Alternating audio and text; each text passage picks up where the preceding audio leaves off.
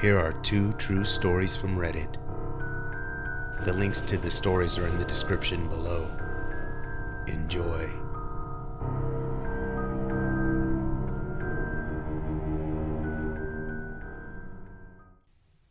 Number 1. This is a bit of a long story, so I'll keep the unnecessary details out. It's sophomore year at a relatively small school of less than 3,000 students. I got put in a dorm which was built almost exclusively for single rooms. I was happy because the whole roommate and social anxiety thing don't mix well. The thing about the dorm is that it's like a U shape with 3 rooms along one side, then a vertical plain wall, then 3 more dorms on the other side. In between all the dorms are the bathrooms, so it makes for a relatively compact space. The rooms themselves were small, as you'd expect, with probably the thinnest plaster walls ever created. I could have my fan on, my headphones on, and still be able to hear either of my neighbors. In any case, weeks pass and the kid next to me, whom we'll call Charlie, starts smoking pot. Whatever, it's college. It then becomes a daily thing. You could smell it from the base of the staircase that led to the 3rd floor we were on. The craziness comes on Halloween night. The kid to the left of me, short dude with real short hair, you know, your typical white trash looking kid, throws a sort of party in his room with beer, pot, and whatever. I stayed in that night and did some psychedelics, which in hindsight was a bad idea. I watched the Pink Floyd movie The Wall, then go to bed. This is October, so the weather is still sort of warm. There's no ventilation or AC in the rooms, so I open a window and then go to bed. Immediately, as I lay down, I hear from outside the window directly below my room, "See? He just opened his window, he's listening to us." I dismissed it, thinking it was someone else he's talking to. I didn't even put it together that it was Charlie. He and I had looked at each other once in passing. I literally hadn't said anything to this kid for the 2 months we'd been here. But he comes back upstairs, starts talking about me to his friends, which I can obviously hear. They continue sniffing coke, drinking beer, or whatever. I got up from bed and figured I'd watch another movie because there's no way I was able to sleep while still tripping. I guess the movement of my wooden chair at the desk spooked him, and he flips out.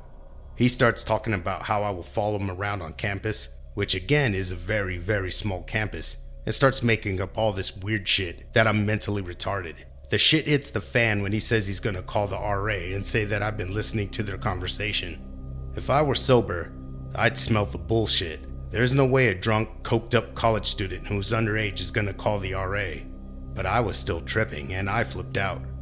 I started hiding all my stuff, alcohol, some pot, few tabs of LSD, and so on.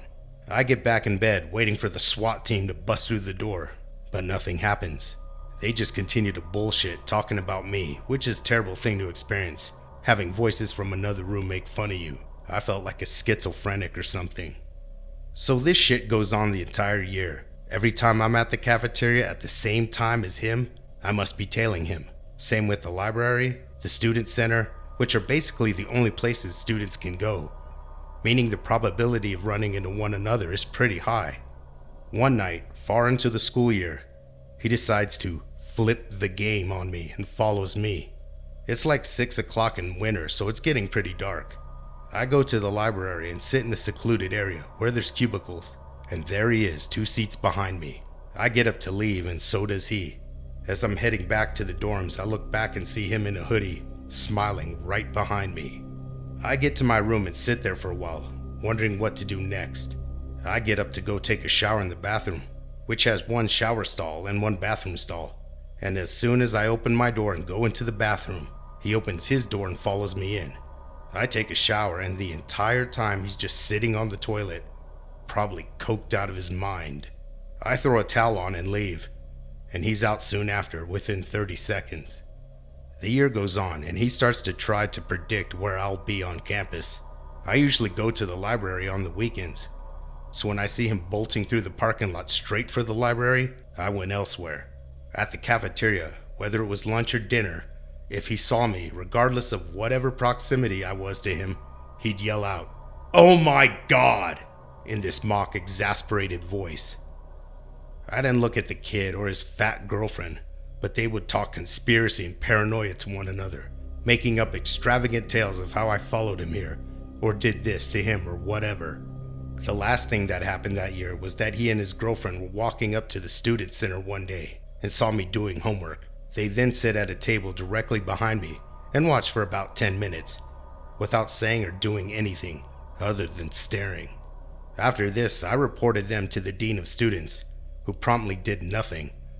The dean practically insinuating that maybe I was the one who was being paranoid. The year ends, and so I think the whole cocaine debacle ends too. Nope. Fast forward to the next semester, where again I get my own room in a nice looking place with a cool lounge area. I shake hands with my neighbor, who seems like a cool enough guy, athletic type. So one day I'm in the lounge area, which is just outside the hallway of dorms. Normally the hall and the dorms are separated by a locked door that needs a key card to get in, but someone placed a chair in front of the door to keep it from locking. I see this girl walking back and forth from the guys' dorms to the girls' dorms, which happens to be connected to the lounge area I'm in. I've got my headphones on, doing some homework, not looking up, pretending not to notice, but something's definitely up. A few minutes go by, and another kid does the same thing. It's goddamn Charlie. Satisfied that there's no one in the hallway, and that the only person who is present is a kid with his headphones on, they return to the dorm, which happens to be next to mine. I don't think he recognized me, or he was too inebriated to. And lo and behold, they're taking big old cocaine sniffs that I can hear down the hallway. Damn, now I've got junky neighbors again. This Charlie kid is basically a dealer, and considers himself basically untouchable. Literally talking about a cocaine deal between he and my neighbor in the midst of a crowd cafeteria line. He's seen me a few times this year on campus, once trying to walk near me as if to intimidate me, then retelling a more embellished version of the story to his friends. I had my neighbor reported to the RA because he turned out to be a douche that talked shit behind my back, and also told the RA about Charlie. They say the school will look into it, but we'll see how that goes. Meanwhile, this morning, I wake up to this furious pounding at my door, and an incoherent invitation to a fight apparently. Honestly, I can't remember if it was a dream or a legit thing happening, because I was still half asleep. So college has been fun, sitting here now in my room with the guy accused of using coke on the other side of the wall, with the other guy, Charlie, coked out someplace.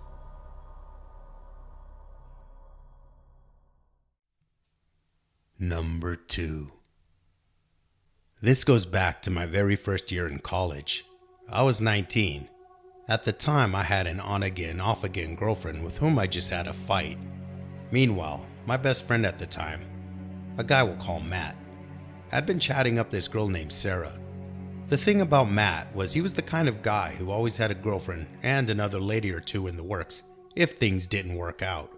The problem was, it takes a certain level of instability to be okay with this setup, and that in itself attracts a certain level of instability. Anyway, he was chatting up Sarah, but at the last minute decided to get back together with his ex. In order to save face, he played it off as him testing her to see if she'd be right for me. He at no point consulted me about this. Instead, he approached me at lunch and said, "Hey, you want to go on a date with Sarah?" I responded in the negative, but was informed that this was less of a question and more of an informative statement.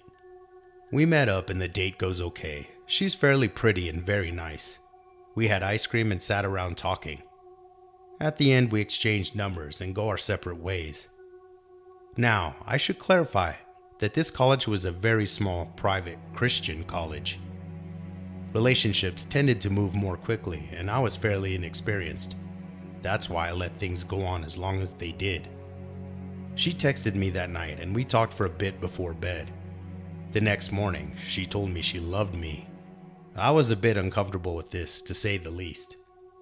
The next day, she made a comment about if we got married. I should have left. I should have gotten in my car and driven as far out there as possible. But I didn't. We met that Sunday and went to church together. She held my hand the entire time, and any time I so much as glanced in her direction, she got this big, creepy, serial killer grin on her face. There was something about that look and that feeling I got when I saw it. That was when I realized it was time for me to get out. I decided that, regardless of how mental she was, I was going to break up with her properly. I took her to a quiet area of the campus, where a lounge area had been set up, and I made it clear that I was a little concerned about the breakneck pace of this relationship and that I thought it would be best if we distanced ourselves from one another. She asked if I was breaking up with her. After a little bit of stalling, I said yes. Thus began my 2 months of hell. The next morning, I woke up to a knock on my dorm room door. It was 6 a.m. I opened my door to see her and a couple of friends. She informed me that they were there to help talk us through the relationship issues we were having. I slammed the door in their faces and went back to bed. Not my finest hour, but she was nuts and I was tired. When I woke up, the friends were gone, but she'd been sitting outside my door the whole time. Not crying, just sitting. She was angry. I walked out into the hallway and she gave me a lecture about how this is not how you were to treat a girlfriend. I walked away from her for a while. She was still talking. I was done with this. The next few days, I saw her out of the corner of my eye a few times. Each time I had a friend confirm that she was actually there. I don't mean just around campus either. That's explainable enough. Other places as well. For example, a friend invited me to the college class at his church. About 5 minutes later, in she strolled.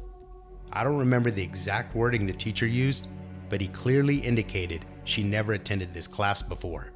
That night I got a text that read, "I saw you made eye contact with me at least twice. I think you want to get back together with me." I spent most of the next few weeks in my room, only leaving for class. My friends would drop food at my door for meals. She began following them as well. Matt actually told me that Sarah found him playing basketball with some other folks and asked where I was. He told her he and I were meeting for dinner. She said she'd join us and sat down on a bench.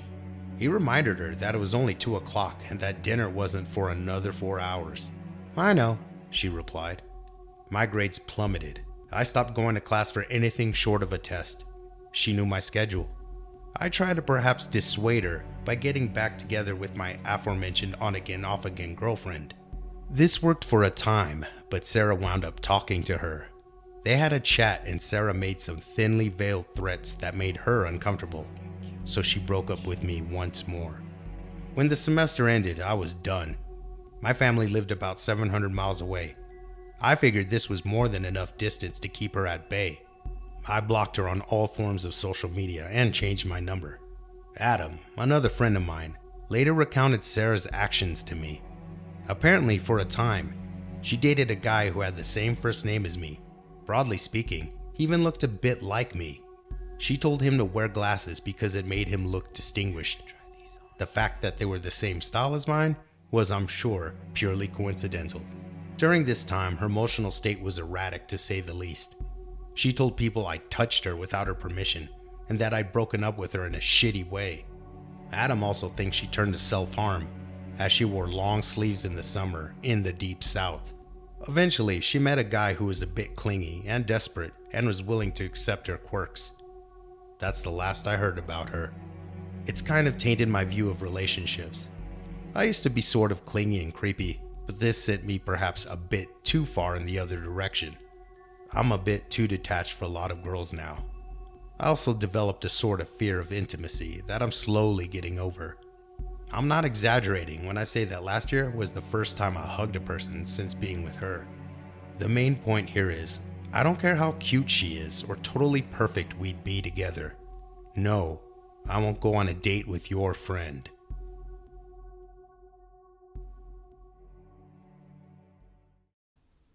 Well, I hope you guys enjoyed. Until next time.